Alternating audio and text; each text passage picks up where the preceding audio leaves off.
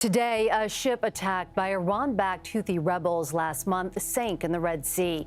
The British-flagged Rubimar is the first vessel to be destroyed in their campaign to disrupt shipping in the region. In 2024, the U.S. economy heavily relies on massive ships that move about 16,000 containers per minute across the seas. If something were to happen to these ships, it would be catastrophic for our economy. Recently, new rules and unexpected problems have led these ships to avoid American ports, causing chaos for shipping companies and ports.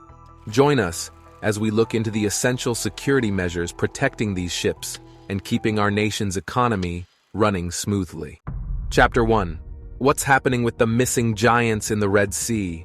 The United States is spearheading an initiative, joining forces with 10 other nations to create an international group. The main aim of this group is to protect the large ships that transport various goods across the vast Red Sea. Have you ever paused to consider the current state of the maritime industry, especially the vessels that deliver goods to the United States? There appears to be a noticeable reduction in the number of these gigantic ships, known as container ships, docking at American ports. This decline is particularly evident among the largest types of these ships, known as ultra-large container ships. Remarkably, these enormous vessels have the capacity to carry upwards of 16,000 containers, with each container being as long as a 20-foot room. You might be asking, why is this happening? Not too long ago, a special group in the U.S. government, the House Subcommittee on Transportation and Infrastructure, held a meeting. They wanted to figure out what's happening in the Red Sea, especially after an attack by a group called the Houthis. During this meeting, they talked a lot about safety and the politics around it. But they also kept coming back to one point: infrastructure. Infrastructure means the basic systems and services, like roads and bridges, that a country needs. The fact that they talked about it so much makes us wonder why it's so important for the ships moving through the Red Sea. So where are all these container ships that travel around the world? A website called Marine Traffic keeps track of all these ships. It shows us where all these big container ships are going across the oceans. Most of these ships start their journey in Asia and take a path across the North Pacific Ocean. They follow a path called the Great Circle Route, which goes up towards the north. If you look at the world as a sphere instead of a flat map, you can see the paths they take more clearly. This way of looking at things helps us understand how ships decide which way to go. The map also shows how ships change their paths to stay away from bad weather. We can see lots of ships coming out of the Straits of Malacca, heading towards South Africa, or moving along the east coast towards the Indian Ocean. In the middle of the extensive web of marine routes, the Marine Traffic System is particularly interested in tracking the giant container ships, those with a space for more than 16,000 standard 20-foot containers. They're starting a detailed project to track and study these huge ships more closely. This effort is not just about counting ships. It's about understanding the changes and patterns in how these big boats move around the world. Right now, there's a lot of attention on the biggest ships out there, known as ultra-large container vessels. These massive ships usually start their journeys in East Asia and make their way through busy places like the port of Singapore. From there, they pass through the narrow Malacca Straits on their way to Sri Lanka's Colombo terminal. These ships used to follow a pretty standard path. They'd sail through the Gulf of Aden, slip through the Bab el-Mandab Strait, and move up through the Red Sea to reach the Mediterranean Sea. But things have changed. The conflict with the Houthi group has made this usual route risky. As a result, many of these huge ships are now taking a different path. Instead of their usual route, they're gathering in areas like the Persian Gulf and the Red Sea.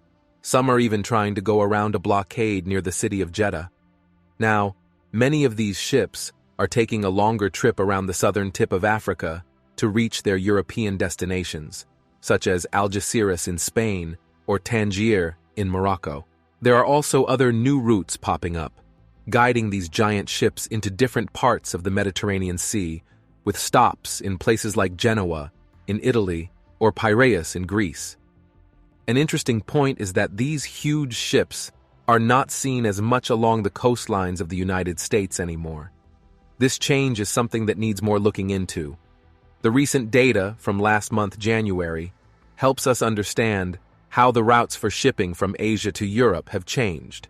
This data checks out the movements of the big shipping groups, like the 2M Alliance, which includes big names like Maersk and MSC, and the Ocean Alliance, with COSCO, Evergreen, and CMA CGM. When we look at the types of ships these alliances are using, we see some clear patterns. For example, the 2M Alliance is using some of the biggest ships out there, with room for between 19,000 and 24,000 standard containers on their Swan line. On the other hand, the Ocean Alliance has slightly smaller ships, but they're still quite large, with room for about 12,700 standard containers. These differences in ship sizes and the routes they're taking are crucial for understanding the current state of global shipping and how it's changing. Next, we look at how big ships have changed over time, growing from small to huge, and how this changes the way we move things around the world. Chapter 2. The Daily $1 Million Trade. The changes in the world of container shipping are big and important. Over time, the ships that carry containers across the sea have become much bigger.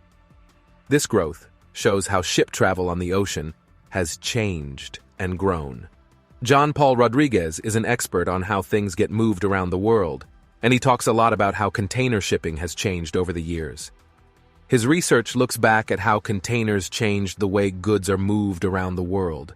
He talks about how, since the 1950s, these ships have changed a lot, especially with big changes in the 1970s that made them even more important. Initially, the ships that carried these containers were called Panamax ships because they were just the right size to fit through the locks of the Panama Canal, built back in 1944. But then, things started to change in the late 1980s.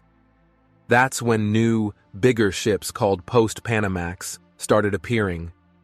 These ships were too big to fit through the Panama Canal as it was back then. This change was a big deal because it meant that people had to think differently about how ships move and how ports work. Because these ships were getting so big, ports around the world had to change a lot. They needed bigger cranes to lift the containers off the ships, more room to store all the containers, and deeper water so the bigger ships could come in without getting stuck. These changes weren't just about making things bigger. They were about making everything work better together, from the ships themselves to the ports where they dock. The bigger ships also mean that the people running the ports have to plan more carefully.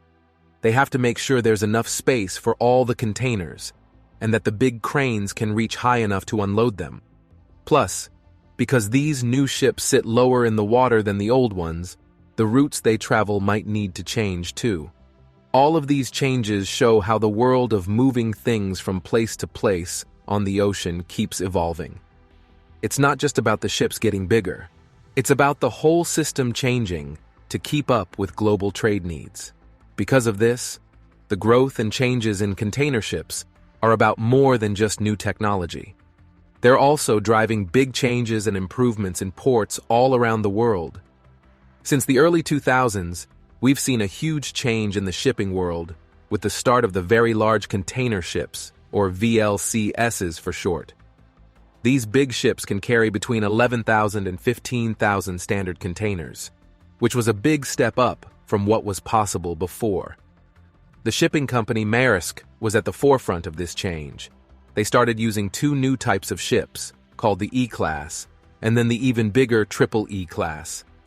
These new ships were a whole different kind of thing from what had been used before. They weren't just a bit bigger, they were a whole new idea in how ships could be made and used. The E-Class and Triple E-Class ships were huge. They were as long as 4 football fields and taller than a skyscraper. They could carry way more containers than earlier ships, stacked 22 containers wide and 10 high above the deck. Because these ships could carry so many more containers, they made it possible to move goods around the world more quickly and cheaply. This was great for global trade, but the huge size of these ships also made things complicated. They were too big for a lot of ports, so only certain places in the world could let them dock. To deal with these giant ships, ports had to get new, taller cranes and make more room for storing containers. They also had to improve other parts of the port to deal with all the extra stuff these ships were bringing. At the same time, something big was happening in Panama. In the mid-2000s, they started a huge project to make the Panama Canal bigger. This project, called the Panama Canal Expansion Project, was all about making the canal ready for bigger ships. They built new locks that were bigger and better than the old ones.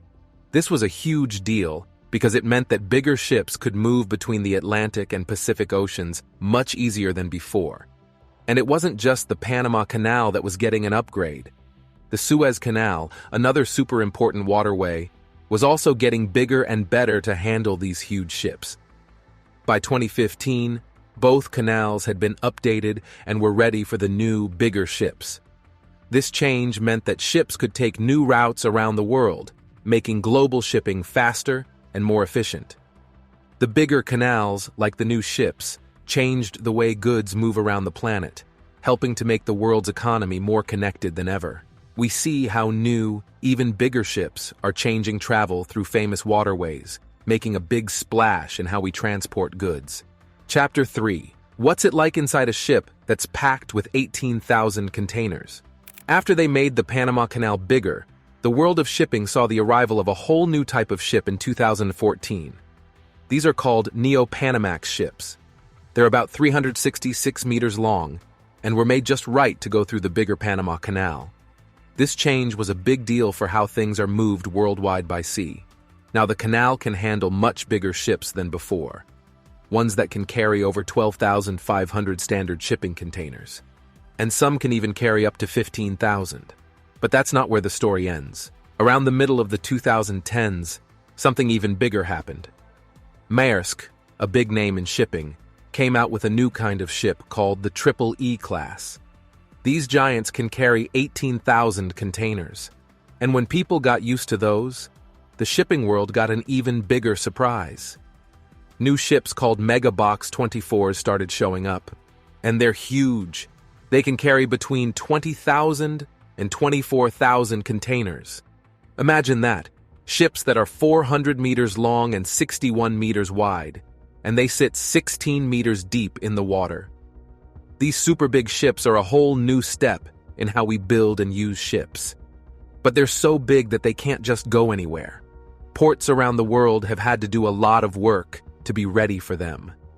They've had to dig out the bottoms of harbors so these big ships don't get stuck, lift up bridges so the ships can fit underneath, and get special cranes that are big enough to reach the top of the containers on these giant ships. The changes don't stop there. With ships this big, everything about moving goods across the sea changes. Ports need more space to store all those containers, and the routes the ships take might need to change too, because not all waterways can handle ships that big. This means that cities with ports have had to think about how traffic works, how to protect the environment, and how to keep everything running smoothly when these giant ships come in. The arrival of these mega ships has also made people think more about safety. With so many containers on one ship, there's a lot to keep track of. The companies that own these ships and the ports they visit have to work together to make sure everything is done right and safely. This includes making sure the containers are loaded correctly and keeping an eye on the weather, since big ships can be affected by strong winds and waves differently than smaller ones. All these changes, the bigger canal, the giant ships, the new port equipment, are all about making global trade faster and cheaper. But they also mean a lot of planning and work to make sure everything goes smoothly. Even though these huge container ships and the even bigger Mega-24s can carry loads of containers, they're not coming to the United States as much as you might expect. A big reason for this is that many ports in the US just aren't ready for them.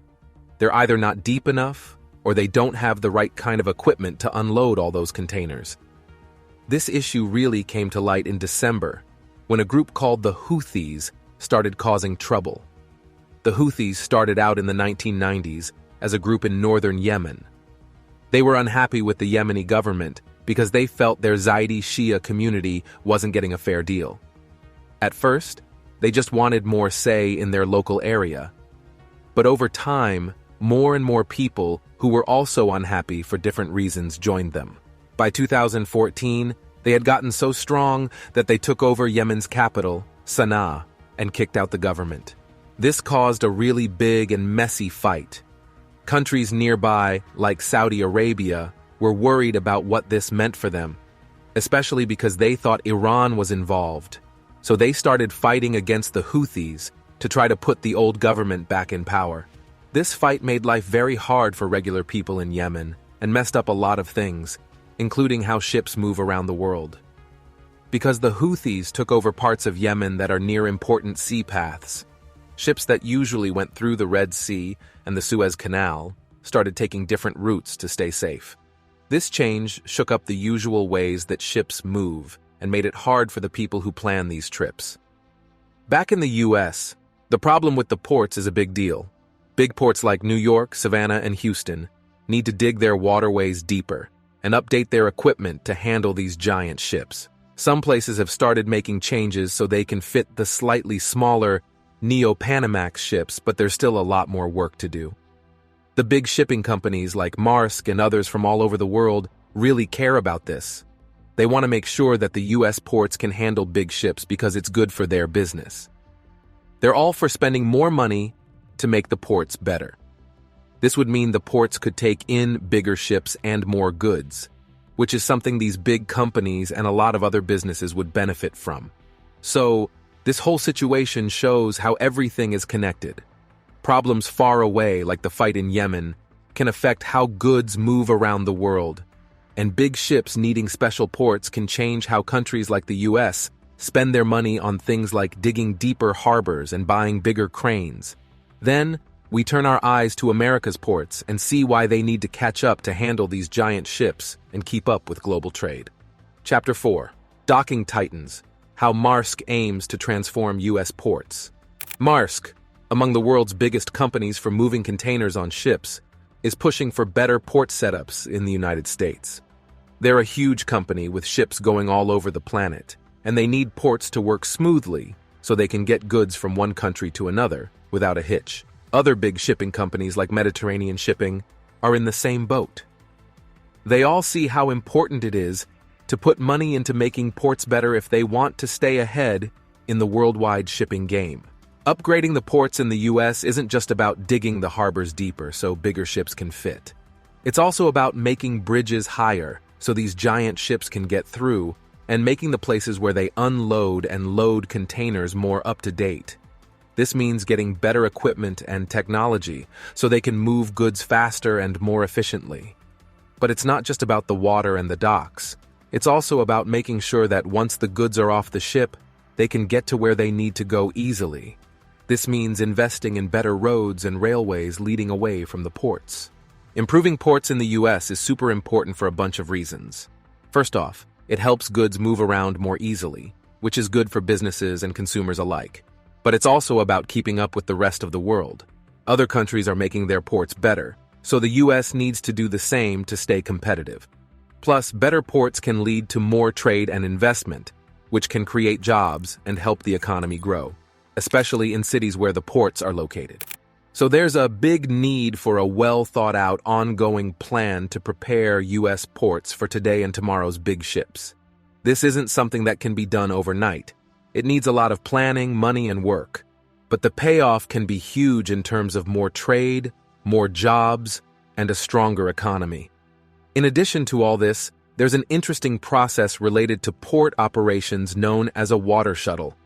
This involves moving water to different trucks. While this might seem off-topic, it's actually part of the bigger picture of making sure that ports and their surrounding areas have the right infrastructure and systems in place. This could be for managing waste, dealing with runoff water, or making sure that there's no pollution from the port affecting the local area. It's all about making sure that the ports don't just work well for the ships and the cargo, but also that they're good neighbors to the people living nearby. But there's a big problem when a huge tanker comes into a port and throws everything off balance. The cranes that move containers from the ship to the shore have to be really big to reach the containers on the ship. When ships as big as the Everace come in, they bring so many containers with them that it can be too much for the port to handle all at once. This means the port needs a lot of equipment and space to deal with all these containers. Big shipping companies like Mediterranean Shipping, Maersk, and Evergreen are saying that ports in the United States need to put more money into making their facilities better. If they do, it would help ease the traffic on the busy routes between Europe and Asia and make it easier to move goods around. But fixing this isn't just up to one group. It's a big job that needs everyone to work together. The ports, the government, and the shipping companies. Everyone needs to pitch in to build and keep up the kind of ports that can handle the biggest ships out there. Ships like the Everace and the Maersk E-Class are so big, over 400 meters long, and able to carry more than 20,000 containers, that they need special equipment and a lot of space at the ports just to come in and unload. Investing in the ports is super important. Without the right docks, cranes, and other equipment, these massive ships can't go where they need to, which messes up global trade routes. But it's more than just the big stuff. It's also about making sure the ports work better overall. This means making sure trucks and trains can get in and out smoothly, improving security, and making sure the environment around the ports is protected. But let's think bigger. When a giant ship arrives, it's like a small town floating into the harbor. The amount of goods it brings is enormous. This can be great for businesses and shoppers, but only if the port can move those goods quickly. If the port isn't ready, those goods just sit there, which can lead to delays and extra costs. And it's not just about moving goods faster, it's also about making sure everything is done safely and without hurting the environment. Also, the bigger these ships get, the more careful ports need to be about things like tides and weather. A big ship caught in a bad storm or stuck because the water isn't deep enough can cause huge problems, not just for the port, but for supply chains all around the world. Businesses are in a rush to make their operations quicker and cheaper. They want to move their goods faster, spend less money on fuel, and handle their cargo more smoothly. While these goals can lead to good things like less time spent moving goods around and lower costs, they also bring up some big worries. One of the main concerns is that the biggest companies might end up controlling too much of the shipping world. People are arguing about whether we should keep making bigger and bigger ships, especially since these giant ships might start avoiding well-known paths, like the Suez Canal, to take longer trips around Africa instead. If this happens, we could see even bigger ships that can carry loads more cargo. But making ships this big comes with its own set of problems, especially in tight spots like the Strait of Malacca, where navigating can get tricky. Right now, it doesn't look like we're going to see huge changes in the way most goods travel across the world anytime soon. But recent problems, like the trouble caused by the Houthi group, have made companies start thinking hard about how they can make their supply chains better and more reliable. They're not just looking at ships and ports, they're thinking about everything involved in moving goods all over the planet. They're coming up with new plans to make sure they can still deliver goods even when unexpected things happen. This means looking at different ways to move goods, figuring out the best ways to keep enough stock on hand, and using new technology to watch and track goods as they move, so they know where everything is all the time. The goal for these companies is to build supply chains that are not only efficient, but also strong and flexible. They want to be ready for anything, whether it's bad weather, political trouble, or something else they didn't expect. They're working on ways to bounce back quickly from any kind of problem so they can keep their operations running smoothly no matter what happens. Now, we dive into how American ports are trying to get better at dealing with large ships and what this means for moving things faster and more efficiently. Chapter 5. Even bigger ships, bigger port, Savannah's bold upgrade. In today's world, where companies face both big challenges and exciting opportunities, it's super important for everyone in the shipping world to work together. This teamwork can lead to new ideas and keep goods moving smoothly around the globe. talking about making our shipping better is key. Right now, our ships are big enough, but we really need to make our ports work better. This means getting containers off ships quickly, which American ports are pretty good at, and figuring out how to move these containers around inside the ports more efficiently. We shouldn't just think about making the ports bigger. Instead, we should focus on maximizing what we already have. This could mean finding better ways to move containers through the port, so they get from the ship to the truck or train faster. Over in Europe, they've already started doing this. They've put a lot of money into making ports like Rotterdam in the Netherlands and Hamburg in Germany better. They've made them ready for bigger ships and figured out how to handle more containers faster thanks to new technology and smarter ways of doing things. This has made things quicker and more efficient, which is great for everyone. The last big update to a port in the US was at the Port of Savannah in Georgia. They started a big project there called the Savannah Harbor Expansion Project, or SHEP, back in 2015. The goal was to make the river deeper so that bigger ships could come in and out more easily. They dug out about 40 miles of the Savannah River, making it deeper from 42 feet to 47 feet when the tide is low. This means that when the water is not very high, the big ships can still get through without a problem. They also made sure to take care of the environment while they were doing this, by building things to help protect the local plants and animals. The push to make ports bigger, like what happened with the Savannah Harbor Expansion Project, is mostly because of the new, massive ships that are now sailing the seas. Ships today, like those known as Post-Panamax and New Panamax, are huge and need deeper water to get into ports when they're loaded down with cargo. By making the Savannah River deeper, the Port of Savannah can now welcome these giant ships. This makes the port more appealing for global business and helps it handle more goods coming in and out. When they finished making the Savannah Harbor deeper, it was a big deal for the port and for the whole area around it. Now the port can deal with more containers and bigger ships than before.